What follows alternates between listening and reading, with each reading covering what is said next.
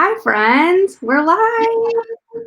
Hi, everyone. We should be in the Women in Entrepreneurship group, and we did it without a hitch. We're here, knock on wood, no tech glitches today.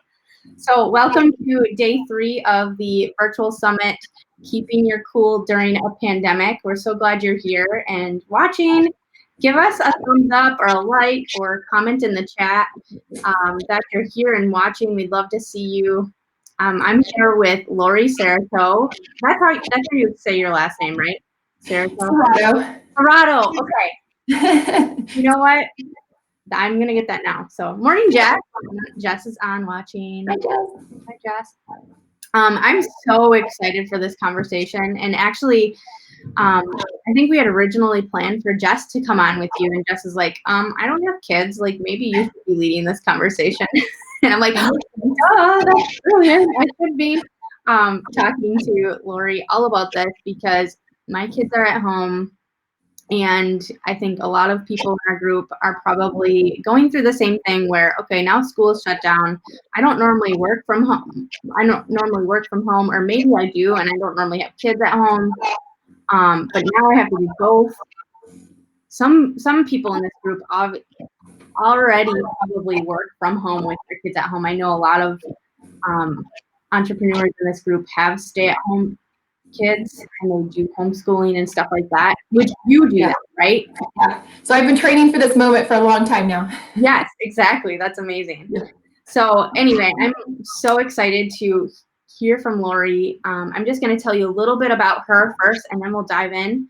Lori is a parent and child coach and online educator, and you do resiliency skills training online, and you have a couple courses, and you do one-on-one coaching and stuff like that, right?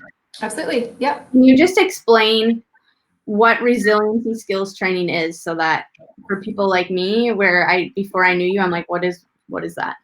Yeah, and that's definitely a common question because I don't think we hear too many people talk about being a resiliency skills trainer, especially for kids. You might hear it more in the corporate world, and I love that they do that, but I really believe that these skills can be taught to kids at a younger age. And just imagine if your kids are equipped with these skills earlier on, they just do that much better as they get older. So what it means, well, first, so I have a background as a marriage and family therapist. So I am licensed. I don't currently offer therapy services, but I have that as my background. And before actually moving to Wisconsin, I actually lived in Hawaii and California, where I worked with military families and did a specific resiliency skills training program with military families. And so what I'm doing has a lot of research behind it as far as what's effective. But when you break it down into different skills, what it really means is being able to regulate your emotions well. So there's many layers to that, but I'm going to teach us a little bit about kind of the core of emotion regulation. But that then leads into healthy thinking and just understanding the thoughts inside of our head, and really that connection between our feelings, our thoughts, and then our behaviors.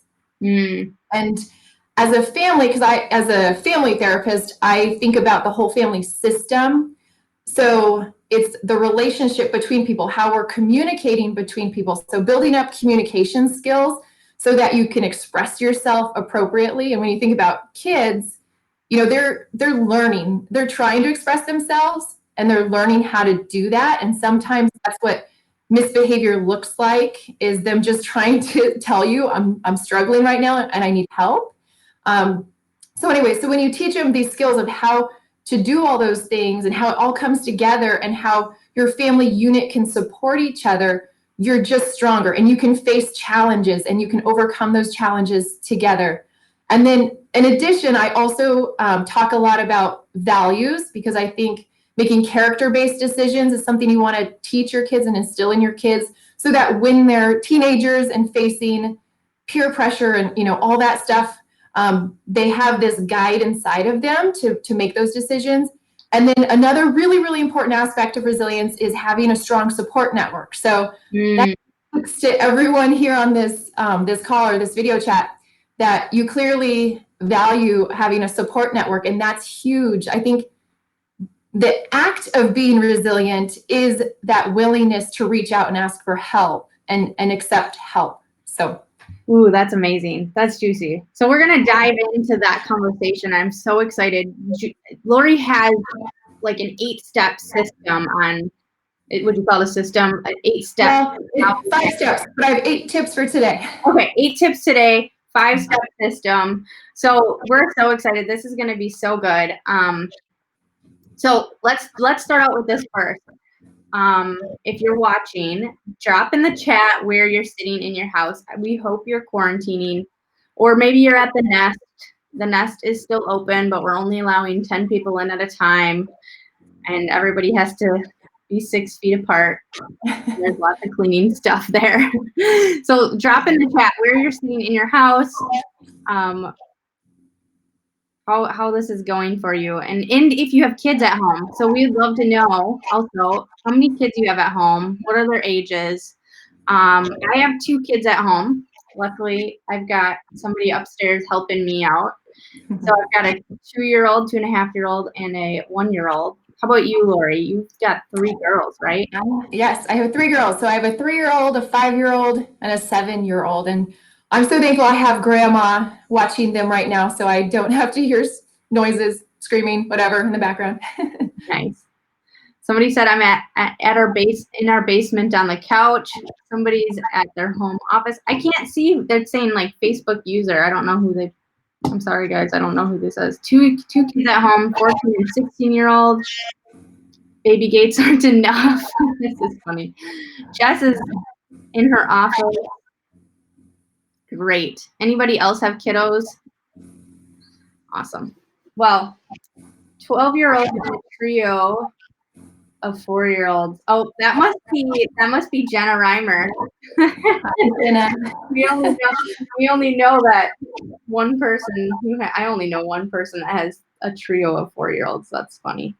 You're Easter egg, Jenna, because it tells me that you're a Facebook user. I don't know why this chat says Facebook user on my end, but that's okay. Okay.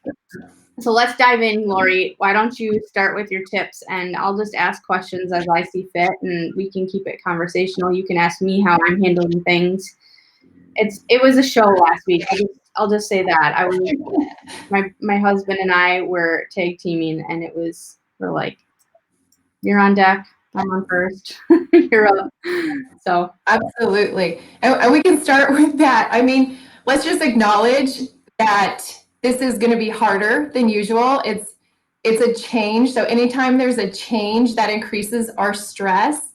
And so just acknowledging that, and especially when you have a partner, you can kind of tag team. That's a great strategy to go about it. And allow each other to have a break if possible, and kind of switch off here and there, combined with family time. But so I also just want to acknowledge, whoever is watching, we're all in different situations. Like, we're all in this one weird situation, but as far as like our family dynamics, unique places as far as our relationships, how much responsibility we have with the income that still needs to come in, how much actual risk and exposure we might have to the virus. Like if you have a family member who's still going out of the house and coming back, that can, bring in different feelings, or just how much responsibility you feel like you have to take on with the education of your kids versus letting the teachers and your child deal with that kind of. I mean, obviously we're going to oversee everything, but for older kids, you could potentially leave them responsible for taking care of that. It doesn't have to be your big burden necessarily, but we're all in different places and we have different ages of kids. So I'm going to try my best to speak to all of it, but knowing that I can't possibly cover every last detail. So if you do have a specific question, I would love to hear it. But even starting with you, Alex, and you have younger kids, and I would say when you have kids 3 and under, I mean, they're just going to go with the flow and the vibe of what you offer. So your well-being is what's going to be most important. If you're calm and confident, they're just going to go with it for the most part. I mean, you might see more irritability because their routine is changing a bit, but for the most part, your job is just to keep yourself healthy and good. But for older kids, okay, so my kids are preschool, elementary age. So my frame of reference a lot is around that. And so that's when you can have a lot more conversation, but you're still keeping it somewhat generic. And then teenagers, and depending on how anxious your child tends to be or not be, you can start having more deeper conversations. So just sticking to kind of the tips I prepared for today, though, for me, it all comes back to this idea and this skill of emotion regulation, which can mean a lot of different things. But it's really about bringing more awareness to how you're doing. And so I want to teach you a tool. I'm going to go really, really quickly over this. And I actually have a training of this in my Facebook group if people want to go back to that. But I want to quickly give it because I think it's a really good, just visual. I know I'm visual and my kids are visual. So I'm just going to start there and then we can build off that, if that's okay. Sure. So, okay. So if you want to. Yeah, I'm going to hide myself and Lori's going to share what's on the side of her. Okay, so just really quickly, I want to share with you a tool that is so incredibly powerful, but really, really simple. So you can use this with kids as young as age 3, all the way up to grandma. We use it in our household all the time. I use it just as a visual in my own brain to just slow down my reactions. And it really enhances kind of that empathy for the experience my child is having. And then it can also shift thinking towards a more problem-solving mindset, because ultimately, like, the bare bones of what we want to do, we want to stay calm and we want to problem solve. And that's what's going to get us through the rough waters of this storm until we're, in calmer seas and able to go back to kind of normal life. So hopefully you can see this. This is what I call the feeling thermometer, and it's measuring our level of comfort and discomfort. And it's really important you talk in those words of comfort and discomfort, because we don't want our kids, an emotion is bad. It's not about bad, it's uncomfortable. So it's very intuitive for an adult. I'm sure you can get it just by glancing at this, but just really quickly, I'm going to cover it and talk about the green zone is when you're feeling really comfortable. And so the 0 is relaxed. I want you to start thinking physiologically what's happening inside of your body. So your muscles are loose and calm, your breathing is deep, your heart rate is slow. But as you go up the thermometer, it's sort of a measurement of your stress, is another way to talk about it. The yellow zone is a little bit uncomfortable. You've got a little more energy pulsing through your body. It's not necessarily a negative thing. I would actually recommend most of your day, you're somewhere in that 25. But it would be very normal and human to go up and down the entire thermometer. It's okay. The orange zone is when you're uncomfortable. And then, of course, the red zone would be really, really, really like intensely uncomfortable. And every situation, you have to decide for yourself where you are on that thermometer. Only you can really decide that.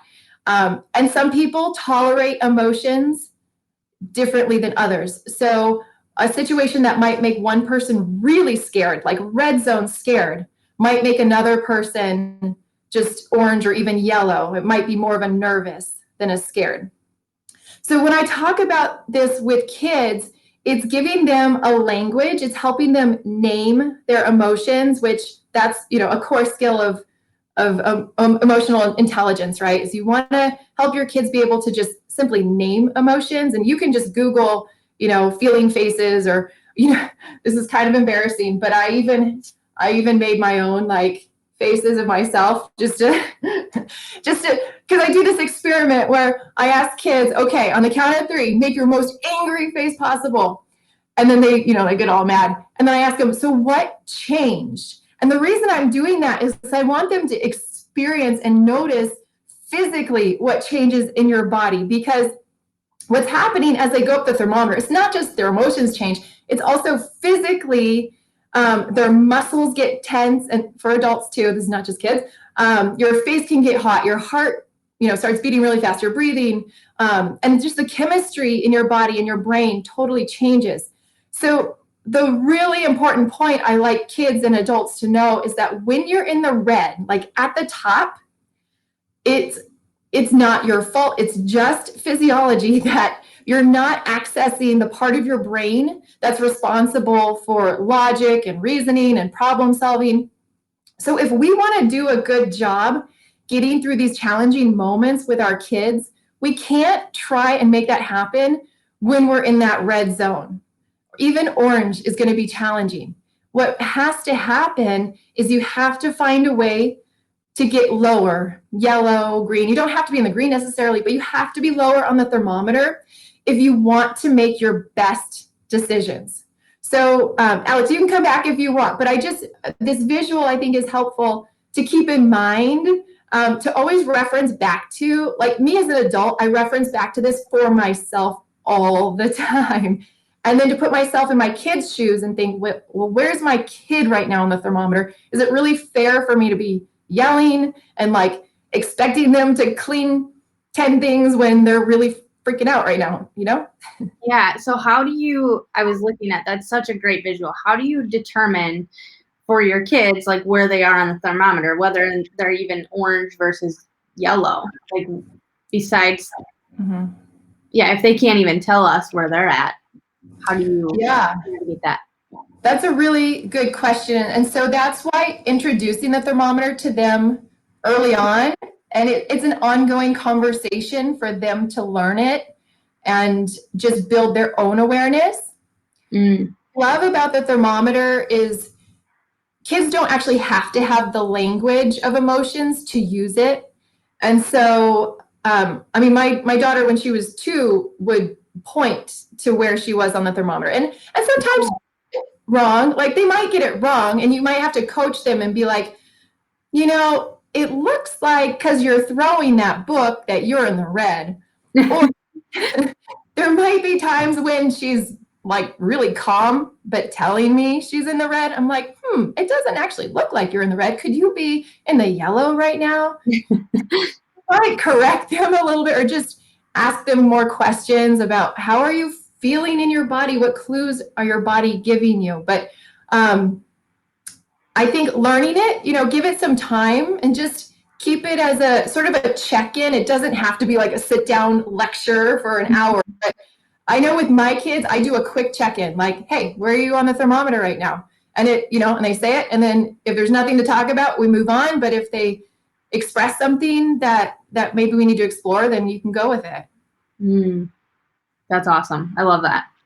Okay, so what is that? That was your first tip. Yeah. Okay. So, I mean, it kind of leads very directly into the next one, which is about giving your kids a sense of safety and security. And so I think when you are able to be calm, like as the parent, as the leader in the family, that for sure is important for giving your child a sense of safety and security, is when they know they can count on you, because what they're looking for, whether they can say, they can't really say this, but what they're looking for is, first, do you love me? I mean, probably anyone on this call, that's a given, but making sure they're hearing over and over that they're loved, but are you protecting me? As adults, we think that's obvious. Sometimes kids, it's not as obvious to them. So again, this could be a really simple conversation. It doesn't have to be a long, drawn out thing, but reassuring them that they are safe, like your home is safe, you're taking steps to keep it safe. Because you're not promising that nobody will ever get sick, because we don't know that. Right. But you're just reassuring them with what you do know, the steps that you are taking to keep them safe.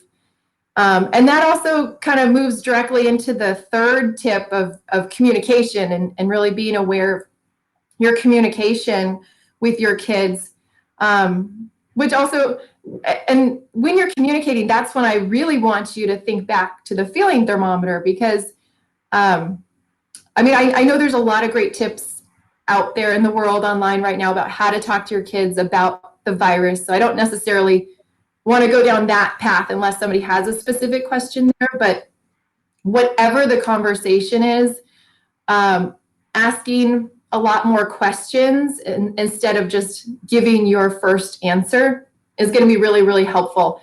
And even it can buy you some time to not like just spew something out of your mouth if you first ask, well, where are you on the thermometer about that? So I can even give you an example because, I wanted to share things that I'm doing with my family. I didn't want to share things that I don't actually do.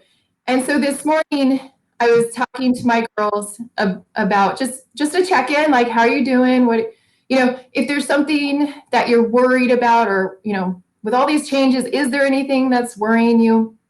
And of my older two girls, they have two different perspectives in general in life. My middle child, her birthday is in April, so all of her concerns are wrapped around her birthday and the disappointment of, like, are people gonna be able to come to my party? And her favorite uncle is supposed to come visit. Is he gonna get to come visit? So all of her concerns are wrapped around that. Whereas my other daughter is a little bit more cautious, and it's not her birthday, so she doesn't care.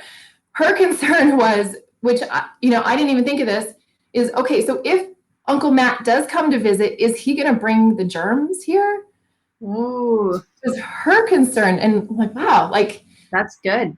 I actually have that concern also, but the way I communicate it was very calm. Mm-hmm. But acknowledging, yeah, you know what, that concerns me too. So I don't know if he's going to be coming to visit, but if he does, we will definitely take steps to make sure we stay safe. But then in addition to that, I asked her, where is that on the thermometer for you? And it was a yellow zone concern. It wasn't like an orange or red, like maybe it could have been, or maybe I could have assumed it was. It wasn't really consuming her thoughts too much. It was just a genuine question. And knowing that it was only yellow for her allowed us to kind of briefly address it and then kind of move on and do something fun. You knew she didn't need like a big discussion and a sit down, or you didn't need to go into that much depth. And actually, I'm thinking that if you would have made it a bigger concern, she probably internally would have made it a red for herself if you would have made it for her. Yeah, it could have been, for sure. Okay. Somebody did ask, do you have that visual anywhere as a resource? I do. I failed to make it more convenient, but it is on my website. Okay. Okay. So if you under the resource section. Okay. So we'll get to that at the end, like where everyone can find you. But Lori does have a business called Building Family Excellence. So just so you guys are aware of that, find her on Facebook, on her website, and we'll go back to that at the end. But somebody did ask the question, so I wanted to acknowledge it. Yeah, thank you. Yeah, I wanted to share that too, that if you want your own feeling thermometer, print it out. I put it somewhere where we can see it, because we might forget about it. So if we just see it, like on the refrigerator or something, then we remember, oh, we should check in. That's awesome. Okay, tip number 3, are we on? Let's do number 4. Okay. Okay, this one is noticing the strengths and the positives going on in your family. Now, I don't know. I mean, I feel like this might be an obvious common tip, but I think it's more important than ever right now when you're kind of like holed up, you're together as a family. I mean, for the most part, I know everyone has slightly different situations, but we are together more right now in our homes, right? And so when you're in close proximity more than usual, the like mannerisms and habits and those things can be amplified. And, it can be easy to go down the like really annoyed road of you're not putting the toothpaste lid on, or all that stuff. But instead, if you train your brain, like make a conscious decision to notice what's going right, what's positive, the little things maybe your kids are doing that are making the day a little more helpful, easy, it will do wonders for your sanity. Just allowing yourself even to loosen up on some of okay, this might just be my personal opinion, so you might disagree. No, go ahead. For my own sanity, I loosen up a lot on like the cleaning.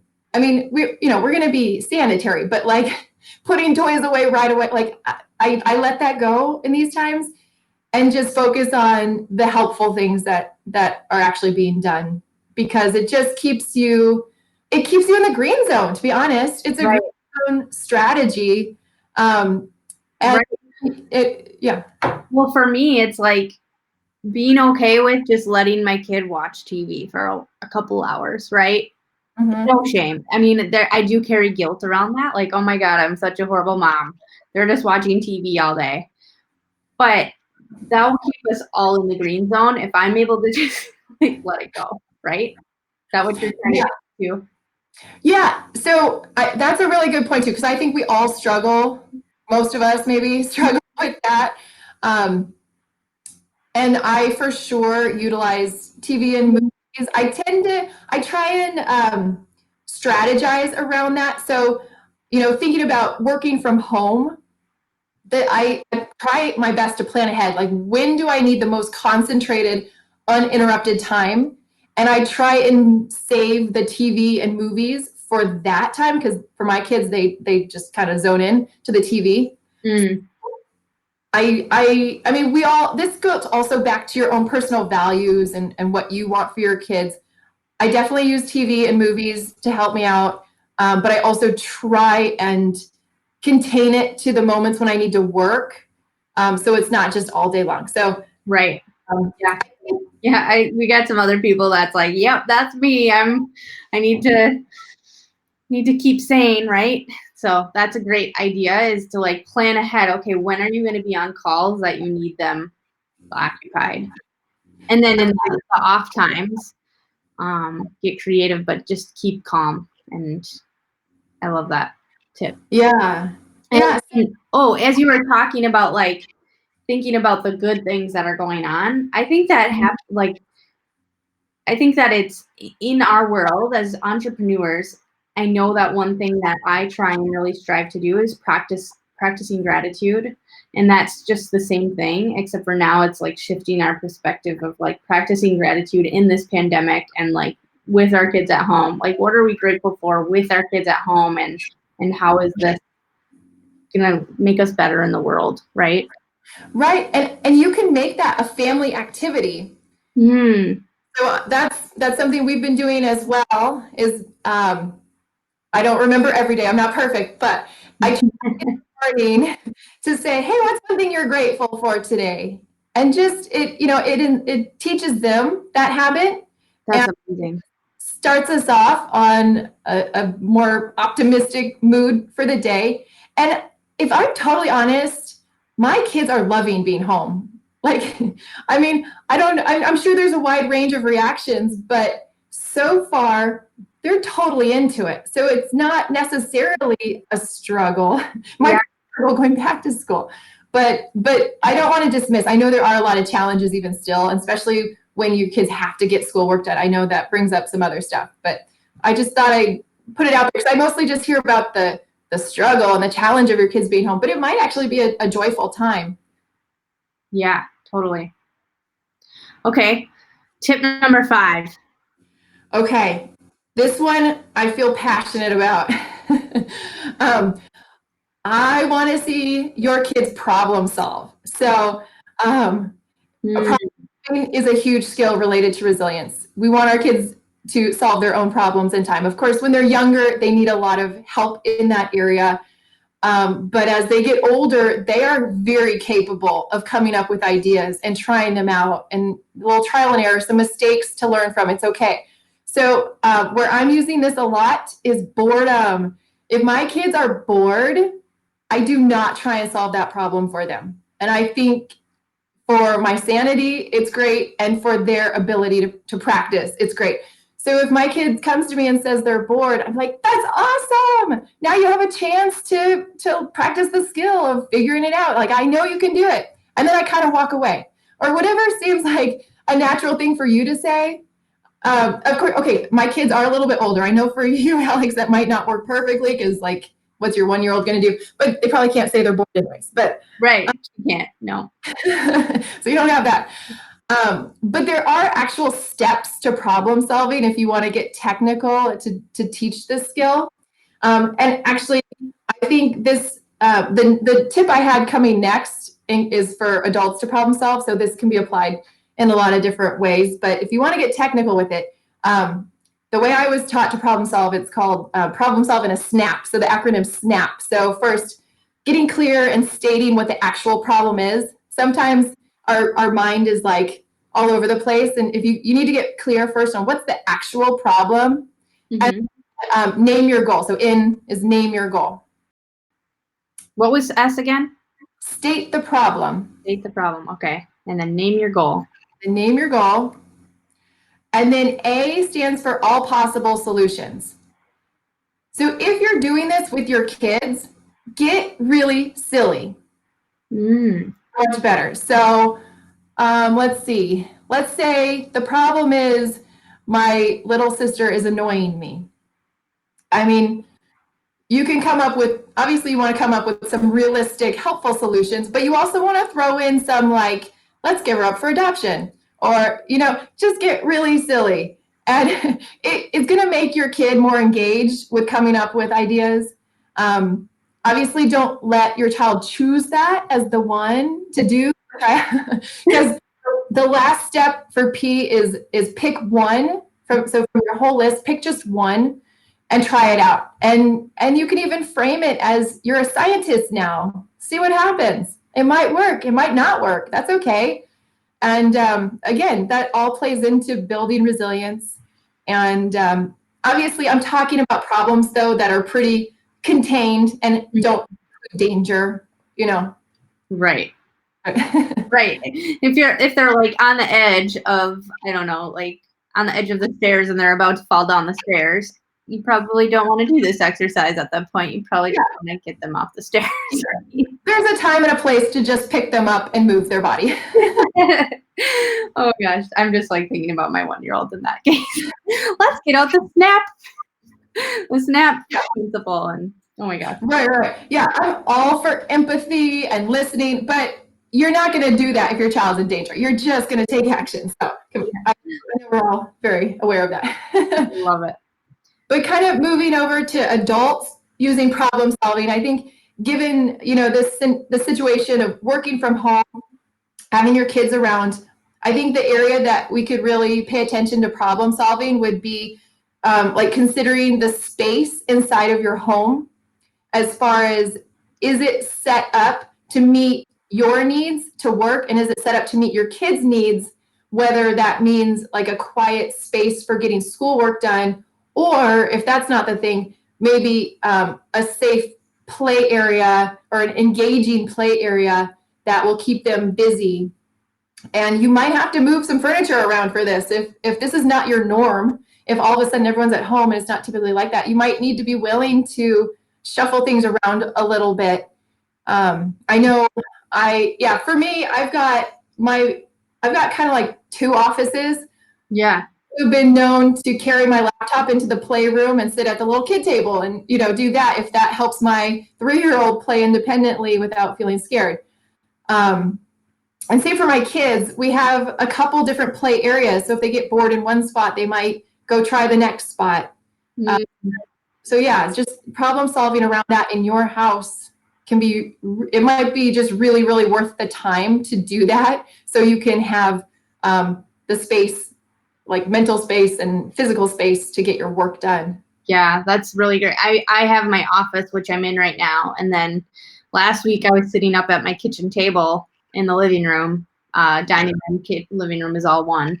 So to be able to sit at the kitchen table, watch the kids in the living room, and then be able to kind of shift gears, come downstairs for them to play. I think that's really important to have different areas. Right. And then kind of going back to, I did some consulting of Head Start classrooms way back in like grad school days. And so a lot of people might know this if you're a teacher, but even like not putting out all the toys can be helpful. Having a few toys out, having the other ones put away in the closet, and then however often you want, every week or every few days, sort of rotate. Because what that does is, I find this for my kids too, when our playroom is just filled with toys, they don't play as well. It's like their brain is overstimulated, they're bouncing around, they don't fully engage. But when I have a few toys available to them, it's amazing how much more engaged they play and like, yeah. So Awesome. Yeah. that as well. We just cleaned up our living room last night from all the toys, and I'm like excited to just take one thing out at a time and then put that back. That's really smart. Okay, tip number, what are we on, 6 or 7? I kind of went through number 6 already as far as the space in your home. We kind of already touched on tip 7, but just to reiterate, it was about time blocking and planning ahead. So this is really much more getting work done with your kids at home. So like I kind of mentioned this before, I've been building my business while still also being a stay-at-home mom even before this pandemic. And so I've gone through the stress. It's not easy. Like I'm going to tell you tips, but I still get frustrated at times. It's not a perfect formula. But what I have learned to do is really think of my day more as a series of sprints and breaks. Oh, So, I love that. Say more. Yeah, and that's different. If you're used to going to an office, it's like you're used to having this big chunk of time to focus on work, and then you come home and have home time. That didn't work out for me with a 3-year-old at home. I had to, because I didn't want to fully neglect my child is really the main reason. And she needs to eat, like I have to give her some attention, right? And so I realized I need to, and depending on your age, you have to decide your time frame, but whether it's like 1 hour of working really hard while they're busy doing something, and then give your child like 30 minutes of full attention, and then going back to work for, another hour. How you have to kind of figure that out on your own. I can't answer that for you, but if you come to my house, you would definitely hear me say, and this is with my older kids home too, who have a much better understanding, something along the lines of, I really want to play with you, or, I want to meet your needs. I want to give you attention, however you want to phrase that. I also need to get this work done because it's really important for whatever reason you want to tell them. So how about this? I'm going to set a timer. I'm going to, for 20 minutes, I need to do my work with no interruptions. When the beeper beeps, then I'm going to stop and I'm going to pay attention to you, or we're going to play this game, or whatever it is we're going to do. And I do that over and over again. At least a couple of times. I love that. I want to get a timer. It's one thing to have a timer on your phone, but I think like a physical timer that my son could see, okay, here's the timer. Even just like, I'm going to set a timer for how long you get to watch Paw Patrol today. Yes, I love timers because then they ding. The timer's the bad guy, not me. It's like, oh man, the timer went off. Bummer. And then you can move on. But the trick with this though is you have to follow through. So if you say, I'm going to give you attention after this amount of time, you have to do that. Otherwise, the next time you try, they're not going to believe you. So that's the really important part right there. Really good. Really good. Love that. Cool. Okay. So the last one, because I'm probably taking too much time. Sorry. We're good. We're good. Okay. Well, the last one is have fun together. Like that's just so important. Have fun. Really, we can get caught up in the seriousness because it's a serious time. Like, yeah, I get that. I have my serious moments for sure. But take whatever opportunity you can to just have fun and be silly and really, kind of slow down. It's almost like we have to go back in time and pull out the board games maybe and just play under the soccer ball, but really appreciate that. The fact that you do get to spend time together and it's a total opportunity to build stronger connections. Yeah.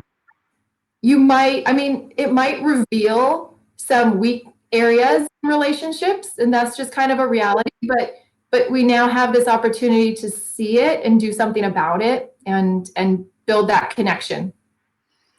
And sorry, I thought of one more tip that I really wanted to share too. As far as kind of having fun and knowing that we can't go places as much. Like, my kids are a big fan of Chuck E. Cheese, whether you love it or hate it. We show up there sometimes. No shame. Awesome. I think it's great. But anyways, so when my 3-year-old says, I want to go to Chuck E. Cheese, can we go to Chuck E. Cheese? Instead of a quick shutdown, like, nope, we can't go, or, coronavirus, can't go. Like, I mean, you could say that, but it's a little bit more fun for your child, especially when they're younger. If you're like, wow, that would be so fun. What would you want to do there? And just kind of ask questions. Allow them to go to that place in their mind and and be there with them and talk about how fun that is. And you are so excited to go do that when it's open again. And you'd be amazed how kids just let it drop. Instead of, if you just say no, they might not let it drop. But if you let them go there in their mind, it's just really calming for them. And it gives them that experience, like they're actually experiencing the joy of being there. Oh, that's such a great tip. I love that. Oh, that's so good. Yeah, definitely. Definitely it's just a practice, right? We've got to just practice all these things on a daily basis. That's my biggest hiccup is it is so easy to say no and just do the things the way I always have been doing them. But getting in that practice and the rhythm of all the tips that you gave us today, I think will help. It really boils down to slowing down and noticing where you are on the thermometer. Because when you are in that green or yellow, that's when you're able to be creative with your problem solving. So it all comes back to knowing where you are in the thermometer and allowing yourself the space to slow down and calm down. And if all else fails, ask Alexa to tell fart jokes. It's my last tip. Oh my gosh, that's so great. That is so great. Or Siri, maybe. I don't know. There you go. Alexa. That's so good. I love it, Lori. So where can we find you? Where are all the ways for people to connect besides simply, just friending you on Facebook, maybe? So I have a website. It's buildingfamilyexcellence.com. And then, of course, on Facebook. And then I have a somewhat new Facebook community, but I do plan on jumping in there. I've got a couple videos on there. One is a little bit more thorough training of the feeling thermometer. And I want to keep adding little trainings in there. So that's a Facebook group? What's that? That's a Facebook group? It is, yes, the Facebook group, called Building Resilient Kids. Building Resilient Kids. I'll tag that in the comments once we're done here. Building Resilient Kids Facebook group. Join that Facebook group if you want more from Lori. That will be amazing. And if you guys like this content, make sure you're signing up for more of it. This one was specific to our kids and having them at home, but we're kind of talking about all these different topics that have to do with keeping our cool during this pandemic all this week through Friday. And it's going to be amazing. Oh, Jess tagged your business in the comments, I think. So go to thenestcc.com/virtual summit to get all of the recordings, sign up for the rest of the summit and get them in your inbox and share this with your friends. If this resonates, if other people would benefit from this, definitely tag them in this post or share this video. We would love that. And stay safe and stay healthy, stay quarantined, or whatever you got to do to keep your cool, I guess. Thank you so much, Lori. This has been phenomenal, and I'm so excited to kind of practice all these things, especially the thermometer. I love that. Definitely gonna print it and put it on my fridge. So perfect. Well, thank you so much. Thank you. Anything else? Any last tips? That was good. I liked your last tip about fart jokes. All right. That was a fun discovery. That's awesome. All right. Thanks, everybody. We're going to go and make sure to catch us tomorrow. We're chatting with Mary Breuer at noon at 12 o'clock in this group. We're talking about pivoting your business and what you can do to kind of just keep your business alive and stay sane through what's going on. So we're looking forward to that. All right. Bye, everybody. Bye.